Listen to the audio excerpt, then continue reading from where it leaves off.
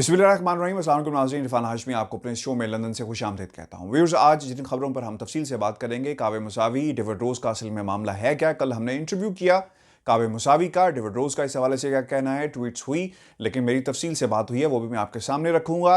नवाज शरीफ का पासपोर्ट ख़त्म होने जा रहा है, उसकी मियाद, इस हवाले से हुकूमत पाकिस्तान ने क्या कहा है और अंदर की खबर क्या है। क्या नवाज शरीफ अपने पासपोर्ट के लिए अप्लाई करेंगे? और एक सवाल मुझसे पूछा गया है जिस पर मैं ज़रूर जवाब दूंगा आज। वो सवाल ये था कि अगर नवाज शरीफ साहब हाई कमीशन लंदन में जाते हैं तो क्या उन्हें गिरफ्तार कर लिया जाएगा, क्योंकि वो सॉवरन प्लेस है और वहाँ की कानूनी हवाले से क्या कहता है। तो इस पर भी मैं तफसील से बात करूँगा। तीसरी अहम खबर मरीम नवाज साहिबा के हवाले से है। मरीम नवाज साहिबा कहती हैं कि वो बाहर जाना चाह रही हैं। नवाज शरीफ के बाद वो भी यहाँ पर आना चाहती है। Prime minister of Pakistan Imran Khan ने इस हवाले से क्या कहा और वहाँ पर क्या बात हुई जब ये जिक्र किया गया और जवाब क्या आया, वो भी हम आपके सामने रखेंगे। और वो क्यों जाना चाहती हैं, ऑपरेशन की असल कहानी क्या है।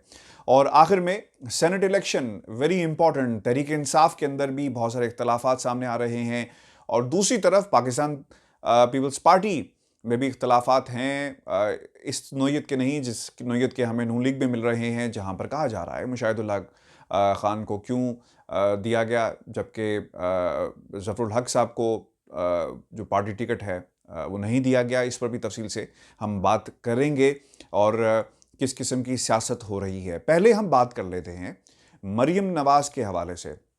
व्यूअर्स, मरीम नवाज़ की ख्वाहिश है, उन्होंने 2 रोज़ पहले एक मीडिया इंटरेक्शन के अंदर एक सवाल भी जब उनसे किया गया तो उन्होंने कहा कि मेरा भी एक ऑपरेशन है, मैं भी बाहर जाना चाहती हूँ। और ऑपरेशन किस नौइयत का है वो उन्होंने नहीं बताया, लेकिन आप समझ सकते हैं कि ऑपरेशन किस नौइयत के होंगे। जैसा नवाज शरीफ साहब का ऑपरेशन यहाँ पर होना था और वो आना चाहते थे और वो आए, उसके बाद वो नहीं गए, तो इसी किस्म की कोई कहानी घड़ी जा रही है। और उन्होंने अब ऐसा क्या हुआ कि मरीम नवाज ने मीडिया के सामने आकर ये बात कही और जब बैकडोर चैनल से राब्ता किया गया, prime minister of Pakistan Imran Khan से इस बारे में पूछा गया तो साफ इनकार कर दिया गया। वो इसलिए इनकार किया गया, उसकी बहुत सारी वजूहात हैं जो वहाँ पर डिस्कस भी हुई कि पहले नवाज शरीफ साहब मुल्क से बाहर बीमारी का उन्होंने एक प्ली ली और वो यहाँ से चले गए और बाहर जाकर उन्होंने कितना इलाज करवाया वो कौम के सामने है। दूसरी तरफ उनकी बेटी मरीम नवाज भी अब यही कह रही हैं कि उनका एक ऑपरेशन होना है, वो मुल्क से बाहर जाना चाहती हैं, लिहाजा उन्हें मौका दिया जाए। तो ये मुल्क पाकिस्तानियों का है, उन लोगों का नहीं है जो सियासत यहाँ पर करते हैं पाकिस्तान के अंदर और इलाज पाकिस्तान से बाहर करवाते हैं, भाग जाते हैं, राह फरार तलाश करते हैं, सज़ा हो जाए तो सज़ा से भी भाग जाते हैं। यानी ये कैदी ऐसे हैं, ये मुजरिम ऐसे हैं जो जेल में अपनी मर्ज़ी से जाना पसंद करते हैं। और अब हुकूमत पाकिस्तान का मौक़िफ़ बड़ा वाज़ेह आ गया है कि इन्हें किसी किस्म की रियायत नहीं दी जाएगी। मरीम नवाज़ जितनी मर्ज़ी बैकडोर कोशिशें कर लें, यानी देखें आम लोग जिन तक ये रसाई नहीं है, ये हुआ क्या है। मरीम नवाज़ ने बैकडोर चैनल से कोशिश की हुकूमत पाकिस्तान से रब्ता करने की कि जनाब मुझे जाने दिया जाए और डील करने की कोशिश की, तो वहाँ से टका सा एक जवाब आ गया। फवाद चौधरी साहब ने उसे कन्फर्म कर दिया। तो कौम के सामने उन्होंने क्या बयानिया रखा कि जनाब मैं इस हुकूमत से दरख्वास्त नहीं करूँगी कि मुझे पाकिस्तान से बाहर जाने दिया जाए, यानी कौम की नज़र में वो सच्ची हो जाएं कि मैं जाना चाहती हूँ लेकिन ये जालिम हुक्मरान मुझे पाकिस्तान से बाहर जाने नहीं देना चाहते। तो ये कौम के सामने बयानिया रखा जा रहा है, बैकडोर डिप्लोमेसी के ज़रिए किस तरह इस्तेमाल किया जा रहा है। तो ये तय हो गया है कि मरीम नवाज़ को पाकिस्तान से बाहर नहीं जाने दिया जाएगा, चाहे जितनी मर्जी उनकी हालत ख़राब हो, लाइफ थ्रेटनिंग ऑपरेशन हो, वटेवर, उनको इजाज़त नहीं दी जाएगी। और ख़ुदा के लिए इस मुल्क पर, कौम पर रहम करें। अगर आपने पाकिस्तान के अंदर हालात बेहतर किए होते और वो ऑपरेशन जिसका जिक्र आपने मीडिया के सामने किया नौयत नहीं की, तो वो ऑपरेशन काश पाकिस्तान में भी हो सकता और आपको पाकिस्तान से बाहर ना आना पड़ता। तो ये सिर्फ राह फरार है और कुछ नहीं है। व्यूअर्स, दूसरी अहम खबर नवाज शरीफ के हवाले से है। उनका पासपोर्ट आज ख़त्म होने जा रहा है और कुछ सवालात हमने इससे पहले बहुत सारी सीरीज़ की हैं कि क्या कानूनी नुकात इसके अंदर हैं। नवाज शरीफ साहब अब पाकिस्तान का पासपोर्ट जब उनका एक्सपायर हो जाएगा तो उनकी क्या लीगल पोजीशन है बरतानिया के अंदर। याद रखिएगा वीज़ा जब तक एक्सपायर नहीं होगा, उनकी लीगल पोजीशन बरतानिया में ये है कि वो इस वीज़े पे बरतानिया में रह सकते हैं, जिस वीज़े पर भी वो बरतानिया में मौजूद हैं। हाँ, याद रखना इंपॉर्टेंट जो पॉइंट यहाँ पर वो ये है कि जब उनकी एक्सटेंशन होगी, व्यूअर्स याद रखिएगा, जब उनकी एक्सटेंशन होगी तो होम ऑफिस ये सवाल ज़रूर कर सकता है कि आपका वीज़ा तो इंटैक्ट है, मौजूद है, उसकी मियाद पूरी है, लेकिन आपके पासपोर्ट एक्सपायर हो चुका है। एक्सटेंशन के लिए पासपोर्ट का वैलिड होना बहुत ही ज़रूरी है, तब उन्हें कानूनी चैलेंजेस का सामना करना पड़ सकता है और ऐसा ही होगा। दूसरी तरफ हुकूमत पाकिस्तान ने बड़ा वाज़ेह कर दिया है कि अब वो शख्स जिसका नाम ECL में हो, उसकी तजदीद की ज़रूरत नहीं है और ना ही किया जाएगा। हाँ, सफरी दस्तावेज़ात यानी ट्रैवल डॉक्यूमेंट्स के ऊपर उन्हें पाकिस्तान बुलाया जा सकता है जब वो आना चाहें। तो अब ये एक बहुत ही डिफ़िकल्ट सिचुएशन है। हमारी इतलात ये हैं, नवाज शरीफ साहब पाकिस्तान की हुकूमत से एम्बेसी के अंदर अपनी जो पासपोर्ट की जो दरख्वास्त है उसे वो नहीं एक्सटेंड करवाएंगे और ये एक असूली फ़ैसला कर लिया गया है। लेकिन इनके असूली फ़ैसले बाद में चेंज भी हो जाते हैं और जिस तरह पॉलिटिकल सिनेरियो बदलते हैं तो ये किस वक्त कुछ भी कर सकते हैं। जो उनका ट्रैक रिकॉर्ड ऐसा है। अब तक की जो खबर है, नवाज शरीफ साहब ने ये फ़ैसला किया है कि वो अपनी एक्सटेंशन यानी ये जो पासपोर्ट रिन्यूअल है इसे नहीं करवाएंगे। व्यूअर्स, हम कंफर्म कर रहे हैं आपको। दूसरी चीज़ ये है, एक सवाल मुझसे किसी ने किया कि नवाज शरीफ साहब जब एक्सटेंशन के लिए जाएं तो क्या हुकूमत पाकिस्तान यानी जो फॉरेन सॉइल के ऊपर हमारी जो एम्बेसी है लंदन के अंदर, क्या नवाज शरीफ को अपनी तहवील में ले सकती है या नहीं। मैंने इस पर बड़ी तफसील से बात की और जिन्होंने ये सवाल मुझसे किया था, बहुत सारे रेफरेंसेस भी दिए और वो रेफरेंसेस ये थे कि हमने फिल्मों में ऐसा देखा है कि जब आप किसी एम्बेसी में पहुंच जाते हैं तो आप फॉरेन लैंड यानी फॉरेन लैंड में वो आपकी सॉवरेन जो टेरिटरी होती है वहाँ पर पुलिस को आने की इजाज़त नहीं होती। लेकिन व्यूअर्स, ऐसा आपको बता दें कि कभी भी ऐसा नहीं होगा कि नवाज शरीफ साहब यहाँ से जाएं और उन्हें गिरफ्तार कर लिया जाए और या अपनी तहवील में ले लिया जाए, क्योंकि ये मसला दो मुल्कों के दरमियान कशीदगी का भी इसमें पैदा हो सकती है। क्योंकि आपने एक शख्स को गिरफ्तार कर लिया या अपनी तहवील में ले लिया हाई कमीशन के अंदर, तो फिर आप उस शख्स को, चाहे वो कोई भी हो, उसे पाकिस्तान मुंतकिल कैसे करेंगे और एंड क्या होगा, कितनी देर तक आप रख सकते हैं, कितनी देर तक आप बिठा सकते हैं।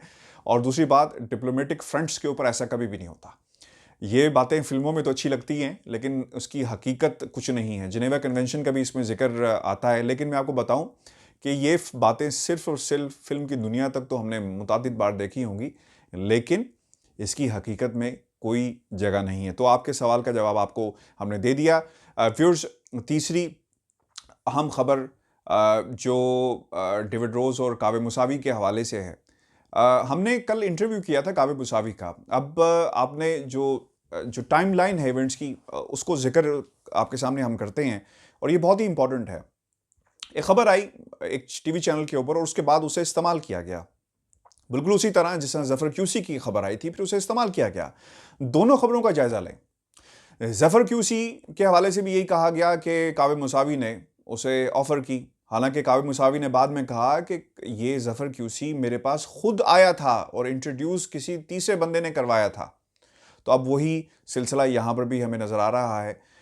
जफर क्यूसी के बाद डेविड रोज़ को भी कंट्रोवर्शियल बनाने की कोशिश की जा रही है। देखें, अदालत का फैसला आपने खबर सुनी होगी कि पहला राउंड हमारे नाम हुआ तो फिर उसे शहबाज शरीफ साहब ने अदालत के अंदर इस्तेमाल किया। बिल्कुल उसी तरह डेविड रोज़ को फ्रंट मैन कहा गया शहजाद अकबर साहब का, फिर इसे मरियम औरंगज़ेब ने अपने बयान में इस्तेमाल किया। तो ये ताने बाने कहाँ पर मिलते हैं और ये जो फैक्ट्री लगाई गई है खबरों की, ये कौन चला रहा है, आप बहुत अच्छी तरह जानते हैं।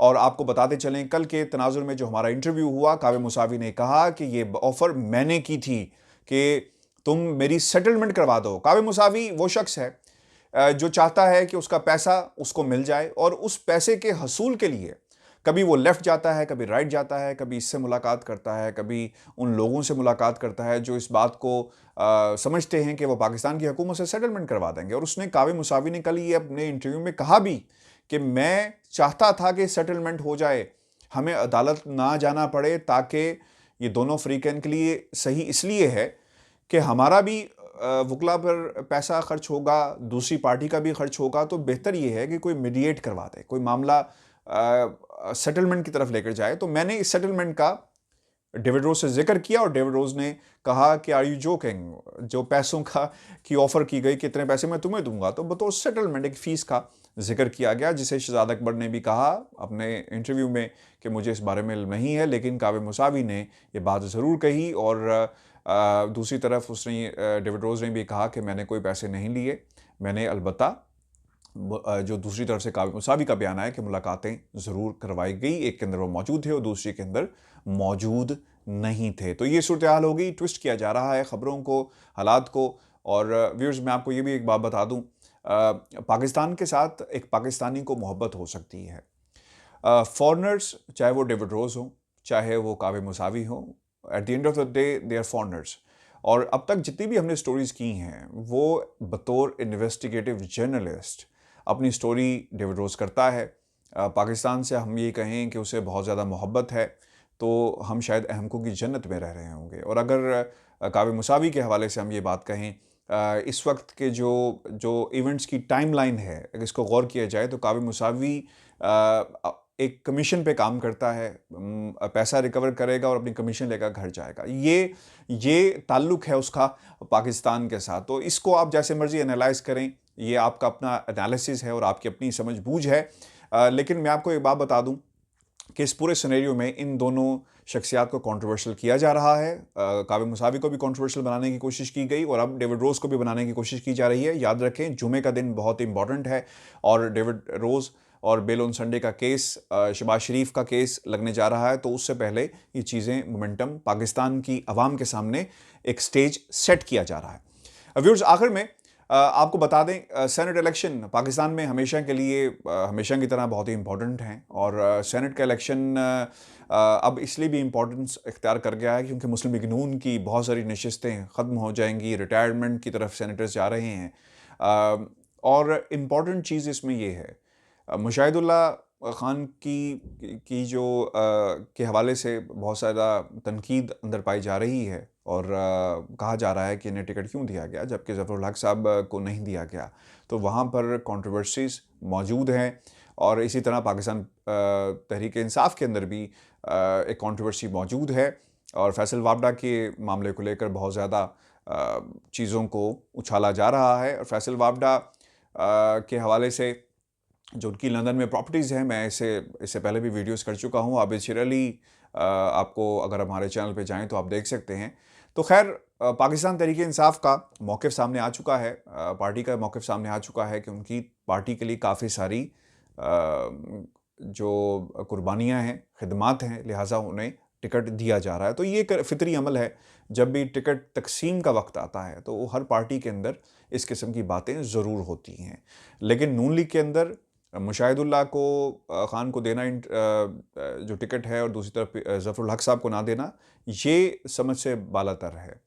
और दूसरी तरफ यूसुफ रज़ा गिलानी साहब का मामला भी आपको याद रखना होगा। यूसुफ रज़ा गिलानी साहब पर जो इस वक्त इतराज़ भी उठा दिया गया है कि उन्होंने अपनी सज़ा के हवाले से चीज़ें डिक्लेयर नहीं की, तो ये एक बहुत ही इंपॉर्टेंट चीज़ होगी। पाकिस्तान पीपल्स पार्टी का सेनेट के इलेक्शन में हमने मान लिया कि टिकटों की तकसीम के हवाले से ऊंच नीच होती है, लोग क्रिटिसाइज़ करते हैं और माजी के हवाले ज़रूर दिए जाते हैं। लेकिन पाकिस्तान पीपल्स पार्टी को अगर हम गौर से देखें व्यूअर्स, यूसुफ रज़ा गिलानी का आना और फिर उनकी सपोर्ट नून लीग की तरफ से होना, और फिर वो यानी सिंध के अंदर मुराद अली शाह साहब ये कहते हैं कि हम 10 सीटें जीत जाएंगे। इलेक्शन कमीशन ऑफ पाकिस्तान को चाहिए कि ये मुराद अली शाह साहब से पूछें कि आपकी जो जितनी सीट्स बनती हैं, आपने 10 सीट्स कैसे कह दी?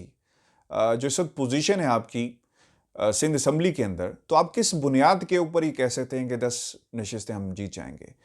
ये वो रोल है जो इलेक्शन कमीशन को अदा करना है, जो इलेक्शन कमीशन अपना रोल अदा नहीं कर रहा। चीफ जस्टिस ऑफ पाकिस्तान ने इसलिए कहा अपनी आज की समात में, और इस वक्त पूरी कौम की नज़रें और पाकिस्तान तहरीक इंसाफ की, अपोजिशन की, तमाम की नज़रें इस वक्त election supreme court of Pakistan की तरफ लगी हुई हैं कि वो अपना फैसला क्या सुनाते हैं।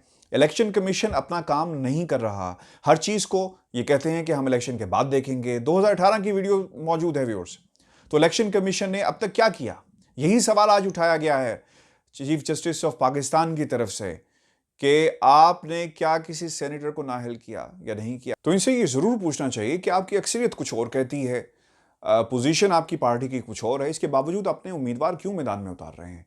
तो इसका जवाब मुराद अली शाह साहब से ज़रूर लेना चाहिए, इलेक्शन कमीशन ऑफ पाकिस्तान को। इलेक्शन कमीशन ऑफ पाकिस्तान का बड़ा रोल है जो वो अदा नहीं कर रहा।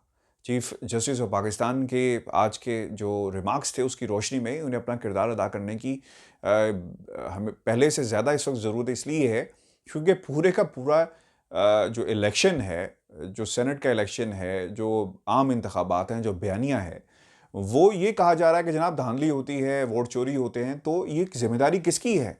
आप अपने मामलात चीफ जस्टिस ऑफ पाकिस्तान या सुप्रीम कोर्ट पर नहीं डाल सकते। आपको अपना हाउस ऑर्डर में खुद करना होगा इलेक्शन कमीशन ऑफ पाकिस्तान को। व्यूअर्स, जाते जाते एक बात मैं कर दूं, शेख रशीद साहब की आज की जो प्रेस कॉन्फ्रेंस थी मैंने सुनी और उस पर उन्होंने जिक्र किया कि लोग पैसे इकट्ठे करते हैं कि जब वो इस दुनिया से जाएं तो बॉडी जो है वो पाकिस्तान चली जाए, या कुछ वो लोग जो अल्लाह को प्यारे हो जाते हैं तो उनके दोस्त अहबाब जो यहाँ पर मौजूद हैं वो पैसे इकट्ठे करते हैं कि जो बॉडी है मय्यत को पाकिस्तान भेजा जा सके। हमने ऐसी बहुत सारी एग्जांपल्स यहाँ पर देखी हैं। वो लोग जो हमें बरतानिया में सुनते हैं या जो अमेरिका में या अक्रॉस द वर्ल्ड जो सुन रहे हैं वो जानते हैं कि ये दर्द क्या है, ये दुख क्या है। और उन्होंने उसको कंपेयर किया कि ये लोग पाकिस्तान से उठ के यहाँ पर आते हैं अपनी सियासत चमकाने के लिए, सियासत करने के लिए, और इलाज इनके यहाँ पर सिर्फ हो सकते हैं, पाकिस्तान में नहीं हो सकते। कहने का मकसद ये है कि काश आप पाकिस्तान को इतना बेहतर बनाएं जब आपको अल्लाह ताला मौका दे देता है। ये कैसे लीडर हैं जो, और ये कैसी सियासत है जो आवाम की फलाह बहबूद के लिए नहीं है, आवाम की तरक्की के लिए नहीं है, बल्कि इनकी तरक्की के लिए है। ये अपने इलाज करवाते करवाते बरतानिया तक आ गए, लेकिन पाकिस्तान में आज भी इलाज इलाज तो सर बहुत दूर की बात है। रोटी पूरी नहीं होती, इलाज तो इज़ आउट ऑफ क्वेश्चन। और बाज़ इलाके ऐसे हैं जहाँ पे साफ़ पीने का पानी नहीं है, इसलिए बीमारियाँ फैल रही हैं। तो ये बहुत ही लेविश अंदाज में मीडिया के सामने आकर कहते हैं कि मेरा एक ऑपरेशन होना है और मुझे इसके लिए बाहर जाने की इजाज़त दी जाए। मुझे तो हैरानगी होती है व्यूअर्स, ये कौन लोग हैं जो इन सियासतदानों को सपोर्ट करते हैं? ये कौन सा ऐसा वोट बैंक है? शायद ये बातें, जो शऊर की बातें इन तक नहीं पहुंचती इस वोट बैंक की या इस टीयर ऑफ द सोसाइटी की, कि उनके हुक्मरान अपना इलाज पाकिस्तान से बाहर करवाना पसंद करते हैं। और पाकिस्तान में किसका इलाज होगा? पाकिस्तान की आवाम का सिर्फ इलाज होगा, क्योंकि पाकिस्तान की आवाम ज़िम्मेदार है इन सियासतदानों को इक़्तिदार में लाने के लिए। पाकिस्तान की आवाम इन्हें मुंतखब करती है। तो पाकिस्तान की आवाम को सोचना चाहिए कि उनकी सपोर्ट किसके लिए है। ऐसे लोगों के लिए जो अपना छोटा सा ऑपरेशन भी करवाने के लिए बाहर आना पसंद करते हैं, या वो लोग जो पाकिस्तान में तगदो कर रहे हैं, कोशिश कर रहे हैं, उन लोगों के लिए सपोर्ट होनी चाहिए। अपने कमेंट्स हमें ज़रूर भेजिएगा। ये एक ऐसी बात थी शेख रशीद साहब की जो मुझे बहुत पसंद आई।